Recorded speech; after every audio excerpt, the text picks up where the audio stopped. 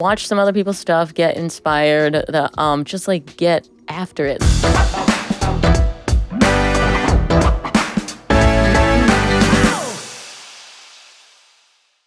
Welcome, everyone, to another episode of Creative Haven. I'm here with the lovely and ever so talented Ali Spagnola. Thank you. Hello. Thanks for having me. Oh, yes. Ali and I met at the YouTube space many a years ago. You were my teacher. Yes. You still are, guru. No, she's a guru. Next up, it was a Next Up Academy, Next Up camp. Yeah. And Ali, she only had 15,000 subscribers. 15 subscribers. It was my mom with 15 accounts. Yeah, just 15. Exactly. And then now you've grown over to 100,000, and that's been amazing. Yeah, 300,000. 300,000. There's my thing up there. I need 3 of those. Okay. And it's pretty cool. But I want you to tell the people about yourself and actually a moment in your life where you felt the most proud.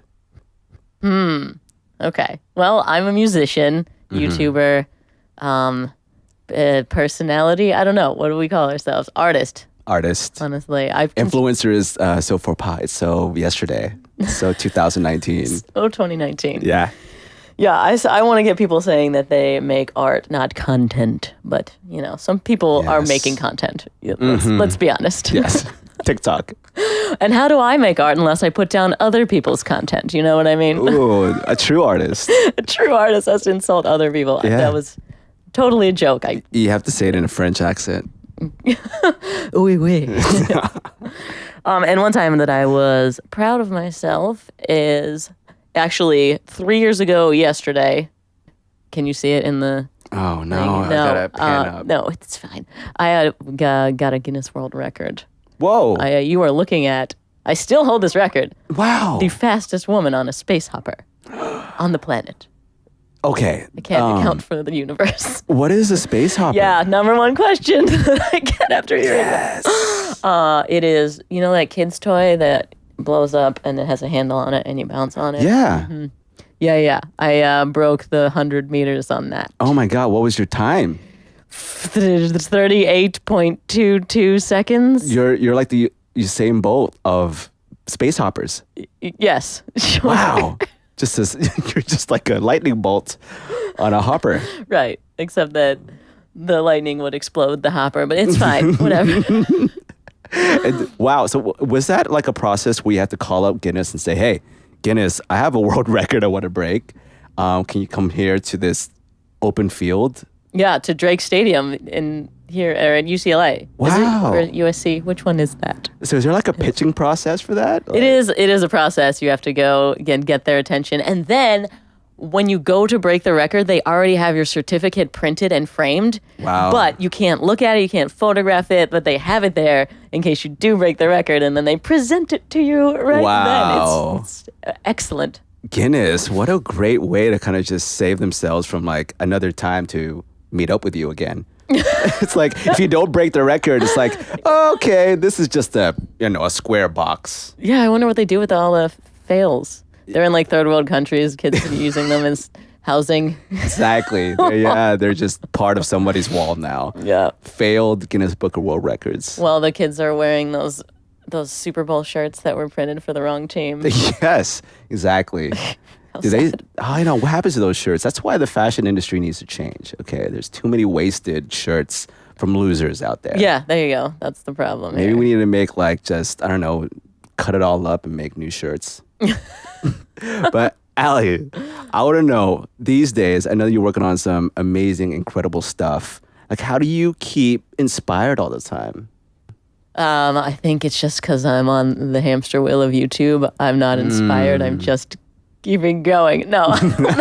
It's like, I got to do it for my fans. No, I think like the inspirational thing is being like, look what I made. And that's like what I've been since a kid is that person that's like, yeah, I get to show someone what I did. And the internet is the place to do that. I mean, before that, you would make something and put it on a gallery wall or something. I don't know. But now I can immediately create a thing and then show the world. And that I guess is what's inspiring to me. That is beautiful because it's true. Because you actually paint and you also create music, sing, multi-instrumentalist. and a social media artist and not an influencer, There we just go. a popular artist Yeah. that I don't happens to influence have anyone, no one hundreds of listens. thousands of fans and millions of views. But it's cool that you're actually able to combine all of your passions together to create a cool persona and an online brand. Well, thanks. Yeah, I feel very lucky that it's working out and my lights are on and stuff. Yeah. So what is like when you do put stuff out there, I know it's like a part of the whole plan of like making sure you're on schedule, but like how do you balance, making something for your fans and making something for yourself? Ooh. Yeah, that is an interesting problem. And every time you go to make a new concept, it's like, how do you, it's not necessarily like for the fans and for me, because I know that like my audience is super supportive and we have similar tastes and in awesome stuff that I put out. It's more like, how do I make something that will please the robots that are serving up the videos, if that makes sense. Oh, yes. Right? So something that fits well within the YouTube ecosystem, but also is like serves me as an artist. And that's always the balance, right? So you're finding ways to kind of like use the system to build your brand, but do it in a way where your fans still love you and still you're authentic to yourself. Right, 'Cause yeah. you've built that fan base where they love your authenticity that at the end of the day, you can just do whatever you want and then make the system work for you and they'll support you. See, I don't know. I mean, maybe you're like more far removed from the creator world at this point. Tell me, yeah. But it feels like if I put stuff out there that was like too far away from what works well on the platform, that it would just get buried. But I don't know. I mean, we should do that experiment. Let's make some like off the wall stuff. Yeah, it's funny. I went from the YouTuber days to now going to my filmmaking background of time to make some art that's meaningful, commercial art, stuff that people will like, but at the same time makes me money. And it's crazy because that balance between doing art for myself and then trying to find money for it, like a brand to pay for it. Right. There's two different ways to do it, where it's like the brand pays you to be you, or you actually do things for the brand and according to their creative brief and all that stuff. Oh, yeah. Well, and yeah, I imagine that's an interesting balance too, because what you bring to them just based on their creative brief could, expand their idea of how good it could be, and that's part of the reason why they hire you. Yeah, because you do a lot of branded content deals. I mean, so for you, when you work with a brand, like what is like the best, I would say, process? Is it, hey, brand, here are my ideas, take it or leave it? Or is it like, all right, what do you guys want to do? What's your goals? And then here are my ideas. Yeah, a lot of times on YouTube, it like lately, it's been where they send me a brief, I really like the ones where I'm like, I have this idea and it happens to involve this company that prints a giant cardboard cutout of me. And so I tell them about the video and then we work together. So those are always interesting. But even the ones that I get briefs, as long as they still let me use my own voice. Basically, if I'm like, can I be funny? And if I can't, then I won't do it. Nice. So my goal is to, as I'm making commercials for people, still like be entertaining. And so far it's gone well. Got you. So no coronavirus commercials. Hey, I can make a joke about that. Actually, I just did a TikTok about the coronavirus. Oh my goodness. No, and I'm like playing a drum solo and I'm like, share this with your friends. And then like at the end, it just says, wash your hands. You know what? Going back to actually the conversation we had about the algorithm, how everyone's stressing about the algorithm and trying to make sure that they're posting at the right time to get the engagement.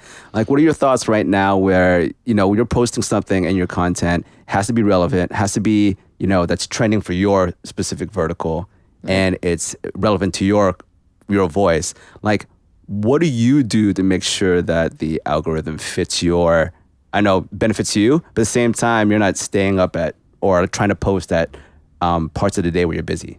Oh, yeah. I mean, scheduling is helpful, but I don't know. That's tough. We're constantly busy, right? All day. And I, all day. But I do make it a point to, like, I have alarms set for when I should post to different platforms, and it's different on YouTube because that's only twice a week, so it seems more reasonable that I would be at noon on Monday and Thursday at my laptop. But sometimes that doesn't happen, and it's like, ooh, I should be there commenting and responding, and I'm not. And then the same thing happens. Nothing. It doesn't matter. Yeah. And then it's like, why am I putting so much effort into getting it right? Whenever you get it wrong, it's still the same performance. I don't know. I'm still figuring it out. Yeah, no, it's man, YouTube is such a crazy ecosystem of creators and also just people trying to figure things out because it changes every year. Well, yeah, it's really shifted now past creators, and you see on trending is like really well edited stuff from late night TV, right? And that the algorithm favors posting often, posting high quality, and posting topical things, and having Justin Bieber in your video. And so all of those keep surfacing. It's really shifted from, the vlogger just like talking to their camera, and when YouTube, back in 2007, when it was like, yeah, it was cat videos. Yeah. It was cat videos, and it was people who were just vlogging, an actual vlog. And I mean, it's weird because when we're talking about this, we have platforms like TikTok where it's the complete opposite. Yeah. Where it's like, I don't give a fuck. I'm just going to be me. I can just sit there and fart on camera and I end up getting millions of views. I would watch that. Okay, if it's auto-tuned. Ooh, auto-tuned farts. Oh, my goodness. Oh, my wheels are turning. It's on now. We're doing it. Oh, boy. I would love to do that, some singing, fart rapping. Oh, my God. Like a Post Malone remix. But no, for something like YouTube now where it's like higher quality, it is trying to become like the Netflix. Yeah.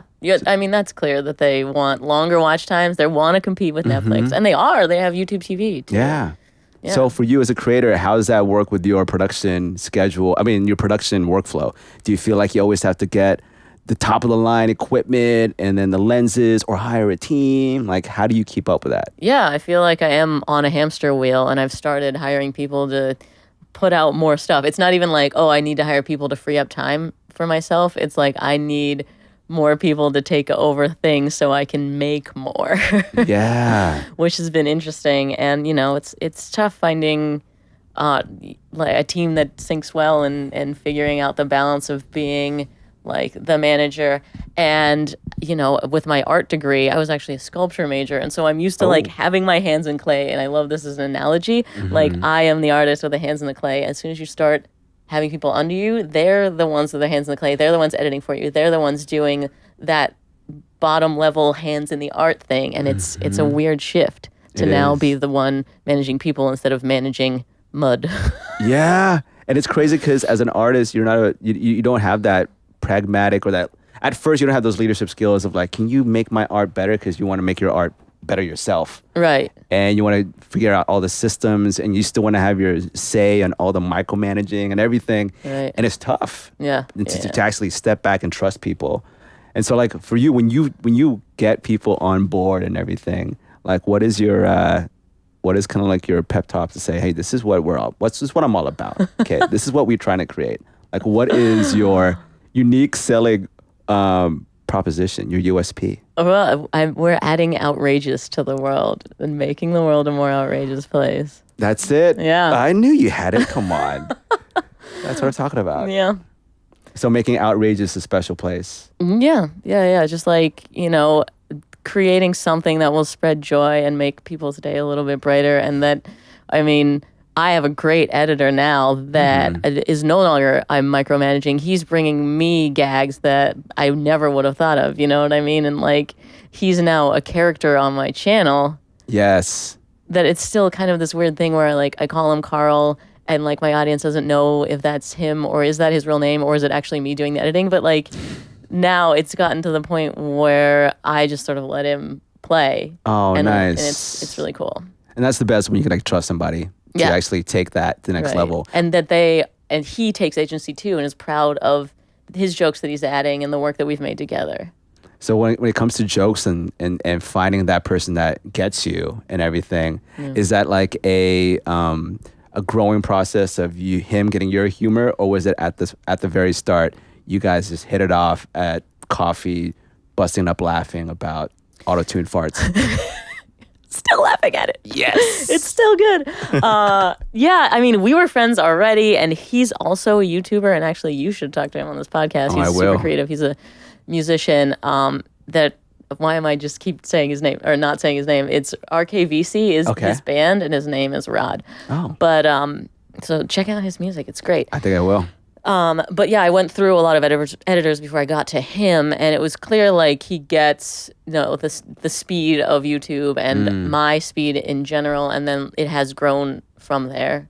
So yeah, it's a little bit of both, and I had to find the right fit, and then we also sort of had to figure out how to do this together. Yeah, I mean, I think because I've seen your latest stuff, it's really well polished. You know, when you're on these multiple platforms and you're also a fitness person. It's true. Do you find like fitness is your way to kind of get more inspired, to escape, or is it part of your whole creative flow? Yeah, no, I do that for a living too. Yeah. It's a part of my content. Hell yeah. I actually joke that I don't have any hobbies because the definition of a hobby is something you do without monetary gain. You just do it on the side. It's not like your career, but like everything I do, I turn into my career. So that's so beautiful. Is it?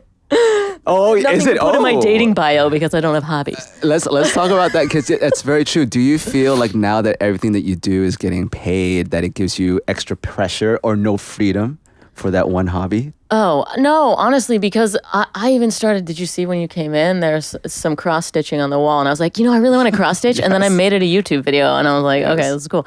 It's an active choice to be like, why would I not share this with my audience? Why would I not make this a part of my story? And so if it's something I want to do, then it's only making sense to me that I would film it. Oh, that's so true. Because I had a really good interview today with someone when we talked about artists have to be their truest self. You have to be the truest, authentic version of yourself to be able to be fulfilled with your art. Of course, there's the idea of having to put it out there for your fans, right? And then you have to it's a back and forth of like, oh, what do my fans want? Okay, what's my truest self? Yeah. Are you the type of person that's like asking in the YouTube comments, like, what should I make next? No. Really? Yeah. I mean, it depends because I guess I'm at a point right now where I'm just love what I do and I love what I create, and that I am the type to say, hey, if you like my stuff, I'm going to put it out there, and if you like it, awesome, you mess with me. And if not, then you're not my fan.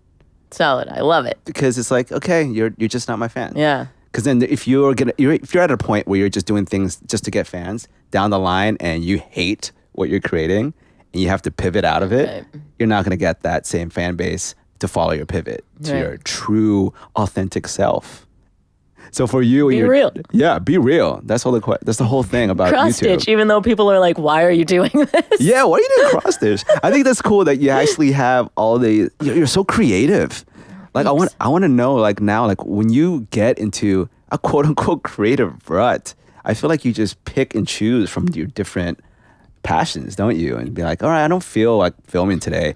I'm just going to bang on the drums. Yeah, it is hard. But a lot of people ask me like, how do you get out of a rut? And I don't find that happening, right? Then I'll just go to the gym, and then now I'm making a video where I do some sort of magic with my lifting. Like, I feel like I'm just like inherently wanting to make stuff. I actually just changed my schedule on YouTube, so now I'm posting every other week instead of once a week. So that's twice as much time that I have opened up, right? And so as soon as I did that, it was the beginning of the year, I was like, okay, I have more time now. I should make a video to put online. Oh, wait, what? Like I would be doing this even if I had more time, even if there wasn't the pressure to get it up. If I had all the time in the world, I'd be like, okay, I'm going to go make something and upload it. Because you are a creator. You have to create, and it's just part of you. And I think I want to know when you have to kind of come up with an idea, because as creators, every single day we have to create. We have to. Like it's just part of the way that we are, how we get compensated, how we live. When you basically have to like think on the spot, because you're doing so many TikToks and so many posts and Instagram and YouTube, like have you ever got to a point where you got stuck and you hit a blank? Or have you ever just always had that idea?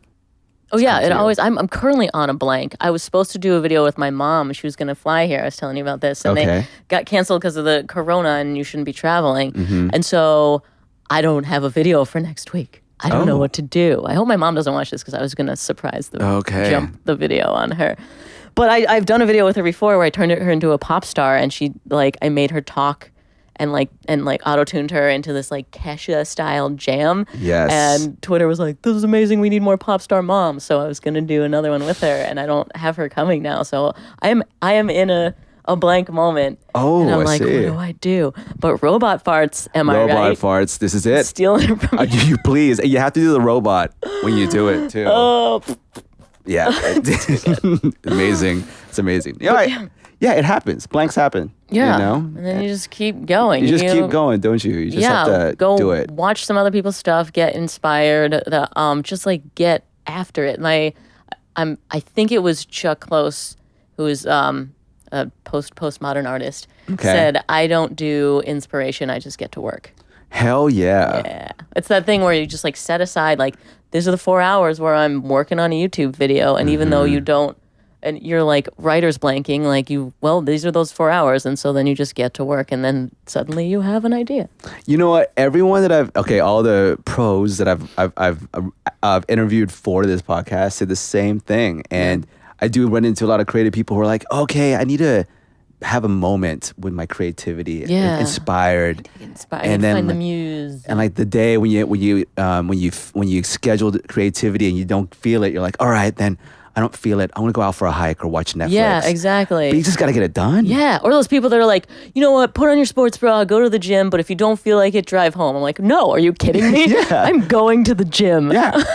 Lift some weights, bro. Yeah, we're not gonna feel it today. You just have to stay on schedule and get it done. Yeah, I mean I think that's why a lot of people who do what you do and what we do, what we create a lot, it becomes a habit almost. Yeah, it becomes to the point where we get up and it's this fidgety feeling of like, all right, what do I post today?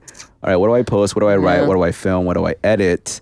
And how do I get it up today? Although when you talk about the habit of creating, there's this negative thing that I've found.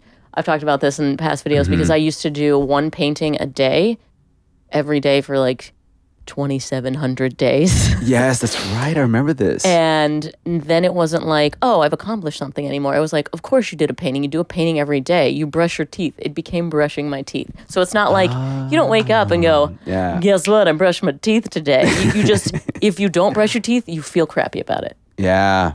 But if you do, it's no positive feeling. And so like sometimes it gets to the point where like, certainly on Instagram, I'm like, well, I posted at noon today, but like, so you post at noon every day. Now go do something else. You know, go, what's on top of the teeth brushing that you're getting done? That's right. Like, it sounds a little unhealthy. I mean, you can't say creators are in a good brain space all the time. Let's just say that. Let's talk about that. Let's just talk about sometimes creators who are just addicted. Our vice sometimes is the idea of accomplishing something. Like, just having accomplished something. Having created, and it's not even checking things off my to-do list, because there are days where I have a bunch of loose ends and I get all of them done, and like I spend the whole day and my checklist is really long and completed, and I'm like, I did nothing. I was not productive at all today. Yeah.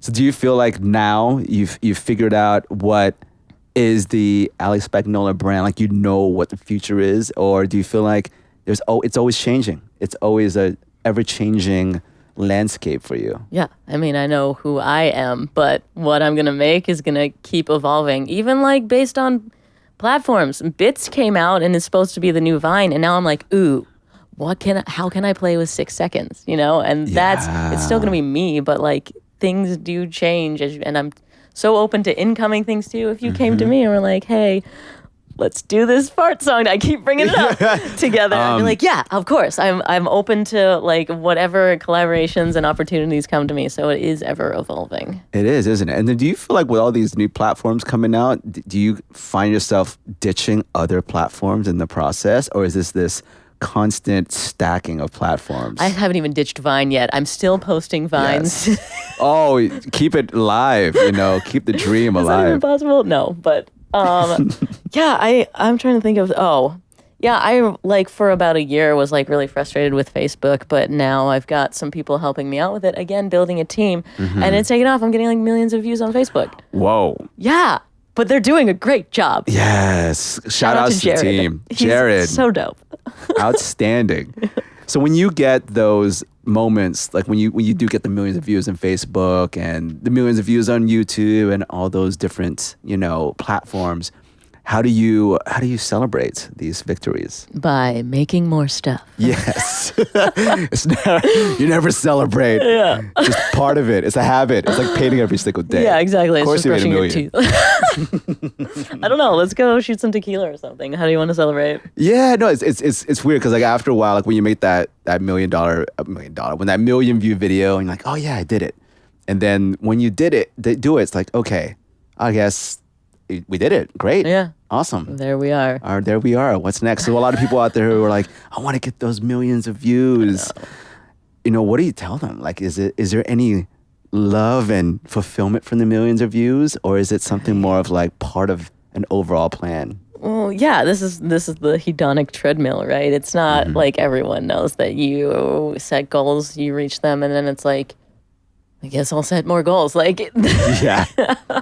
it's human.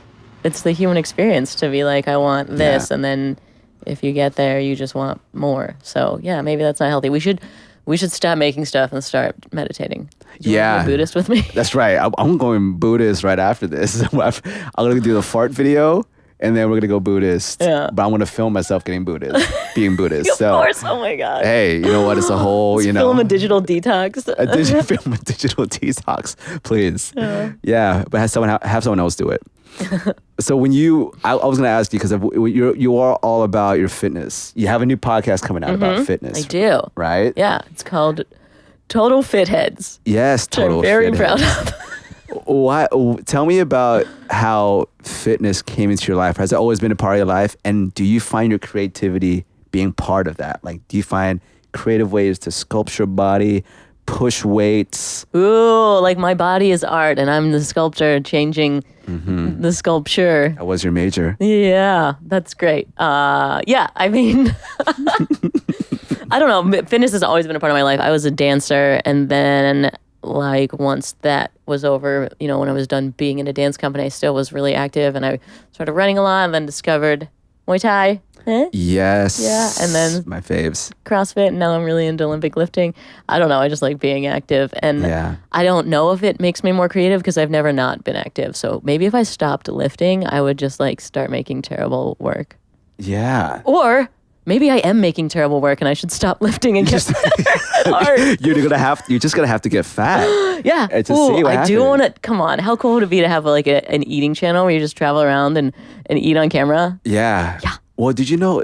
I know this guy was fit to fat. No, fit to fat to fit. He did a whole thing where he got fat. He got fat. Oh, dang, that's cool. He got fit. Yeah. And so he was able to put himself into fat people's shoes. Yeah. And then tell them, I've been in your shoes and I still lost the weight. Yeah. And maybe we could do. I used to think about like, you know what? I want to get addicted to cigarettes just so I can quit and be like, ooh, look at my self-control. But also that's terrible and stupid. I can do that. You know, yeah, cigarettes. How about a Juul instead? I mean, whatever. Sure, yeah. Just do a Juul.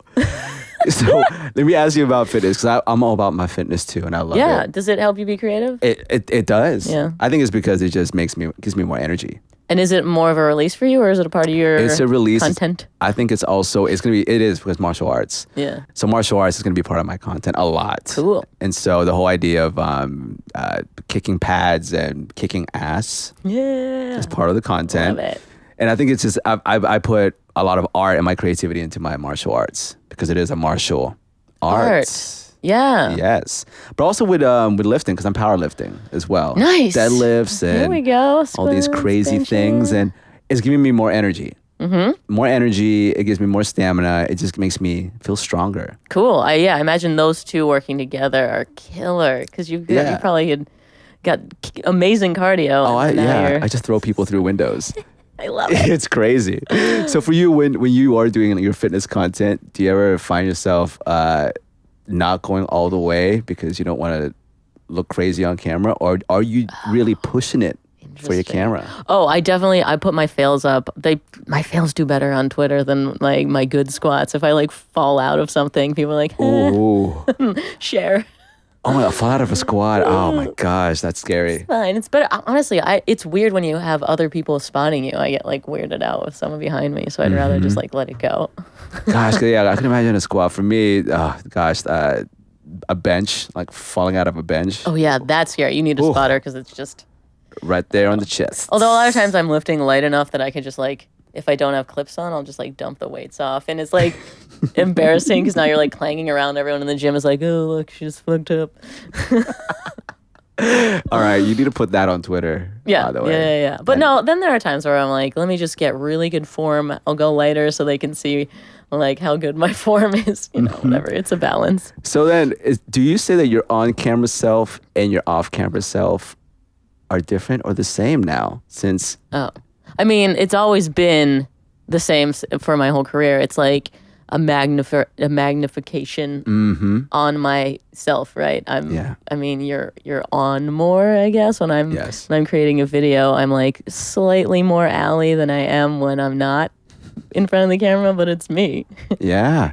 So do you feel now that you get to be yourself out and about, or do you ever find yourself like getting tired of, I don't know, being on, and do you ever find yourself being an introvert and just crawling into bed? Yeah, I twitched for a full year, so like live streamed consistently 3 to 4 times a week for like 2 to 3 hours. And I stopped doing that after a year. A whole year though, I dedicated to. That's great. Like, I'm gonna do this, and then I realized like this is not benefiting me in the way that I would like, and I don't want to be like putting the hours into what it takes to be a Twitch streamer. Shout out to everyone that's doing that. It is a lot. You have to be on, right? So you're reading all this chat. You're like keeping the show going. You're not letting dead air happen. And it's like, and when I finish a live stream, I'm like, oh, I need a nap or a book or just like no people. Yeah. And so, yeah, I've sort of shifted away from that. Although I just met with Instagram and they're like, why aren't you going live once a week for an hour, which is best practices apparently. Best practices 1 hour. Okay. Full hour once a week. And they're like, just do that. And I'm like, but what about my emotions? Yeah, what about your emotions? Okay, now that like you've got all this amazing traction and everything, do you ever find yourself like getting into a creative burnout or dealing with, I don't know, not negative comments, but just negative self-beliefs and self-doubt? Yeah, I need to stop being like, I'm an idiot, because that it happens so often, right? You just catch yourself being like, oh, I'm such a fuck up. And you're like, no, replace that. Like, what, you're just going to become what you're saying. But yeah, I just put out a song about, it was about mean comments. I used people's comments as the lyrics, and like it was all about like ignoring that and, you know, finding value within yourself and not letting them get to you. But no, I'm still not like in a good space. Like, comments hurt. That people don't realize that like I'm another person on the side of that screen. Yeah, man. I mean, gosh, my friend, you know, Millionaire Oi, like what he had to go through. Oh, because people were stealing his videos. I know that. Yeah, and then he shut down his channel, and wow. It was because of some negative comments. And shout out to Millionaire, like, what's up? Love that dude. And it just sucks that, you know, he had to shut down his channel because of negative comments. Jeez. And when you first got them, were you hurt? You're still hurt now. Yeah. It still stings. Do you just shut off, not look at the comments, or you have to look at comments because you have to reply and engage, and then you just I know. don't reply? Ooh, do you reply to them, or do you delete them? Nope, no question. Because if you try to one up them, they just come back with something else, and then you become like, and it's time spent and this like emotional mess, like raising your cortisol and making your life end sooner for someone who just is gonna keep coming back at you. So no, don't ever engage. And if anything, I want to reward the people that are saying nice things and like a part of my community. So, but like if you reward the people that are insulting you, like that's why I don't.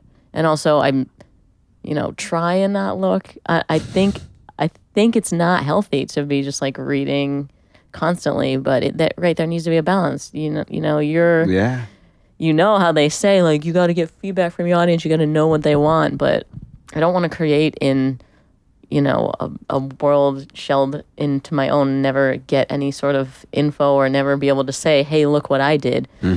But yeah, you gotta keep your brain safe sometimes too. It's true. Mental health is a serious issue these days. Yes. It is. And that's why I said I shifted my schedule on YouTube. So now I have twice as long to make a video because it was like getting impossible and like mentally unhealthy. It's like cranking stuff out. Although now it seems like I'm just come up with video ideas and put 2 weeks of work into it instead of one. It seems like the amount of work always seems to fit the amount of space you give it. That's very true. And so now you have your own systems now. You figured out a whole system, a whole workflow that works for you. Yeah, I guess. It's always like I'm just on the edge of like getting ahead instead of like finishing the video at the 1 second that I need to hit post. Like the ideal is to have some batch that's like ready to go, but not there yet. Sometimes you need to have that, day of creative inspiration. Or actually, you're just so busy. It's like, you know what? I just can't spend 10 hours in one day to schedule out a whole month of content. And plus, it's not relevant. Sometimes what you scheduled beginning of the month, right, at the end of the month, it's like, wait, this is not relevant anymore. Yeah. Because, I do have a lot of stuff that I could schedule out, but sometimes that doesn't align with, you don't realize that, St. Patty's Day is coming up. Maybe I'll just shoot something right now that's St. Patty's Day related, and then, yeah. Yeah, that's the whole thing. Keeping up to the trends. Yeah, again, if you can give, advice to an inspiring artist who wants to be popular on a platform, what is like the generic 5 rules? 5 rules. Ooh. Okay. That thing that you said about just like be yourself, do what you want to do, make what you want to make. I feel like that's it. Like, what else is there? But like, you can't expect people to follow you. Like, you have such a good mentality about it. And it's like, I'm going to make what I like. And if you want to stick around for that, dope, you're in my clan, and if you're not, then I don't want you here. So I'm not going to bow to you. I'm going to keep making what I want. And if there are people out there that like that, they will come. And if they don't, it doesn't mean you're bad and you're making bad work. It's just that your niche is smaller. Yeah, very true. And then if you were to... The other 4 is like, I don't know, get plastic surgery and like a ring light. Yes, plastic surgery and a ring light. Ring light. Ooh, like a weird pet, like a micro pig. Yes. And then one more. A micro pig. Attitude, robot farts. Hair color. You have to like have a weird colored hair so people will click on the thumbnail. Wow, I want to know that YouTube channel. Just a purple-haired micro pig, authentically themselves. And then they have Botox lips. Yeah. That's out there. That's definitely out there. Oh, we're going to see. No question. Micro pig. Both male and female. Oh, I love it. Yeah. There we go. Well, Ali, just want to say thank you. Want to acknowledge you for being extremely talented and multi-skilled, but also knowledgeable about marketing. You can be an incredibly creative person, but not know anything about business, marketing, leading teams. But you're leading a team. You're killing it and crushing it all over the place when it comes to social media. And I've always been proud of seeing you grow. Thanks. And it's so awesome to watch you. And so before we go, where can people find you? Where can people support you? Oh, yeah. I'm at Ali Spagnola on everything. So, SEO, it's marketing. It is. It's true. Ali Spagnola, even on Medium. Medium? Yeah. I might be. Yeah, right. There you go. All right, Ali. Well, thank you. You're awesome. Give me a high five. Thank you, too. Whee! Thank you for listening to the Creative Haven podcast. And if you dig it and like what you heard today, please give us a nice review and rating and share it with one of your friends that you think needs some creative inspiration. You can always find more content and resources at thecreativehaven.com and hit me up on Instagram at Mitchel Dumlao. And if you want to reach out, collab, or ask any questions, you have my permission to slide into my DMs. So keep positive, continue to learn and hone your craft, and create all day. Salamat.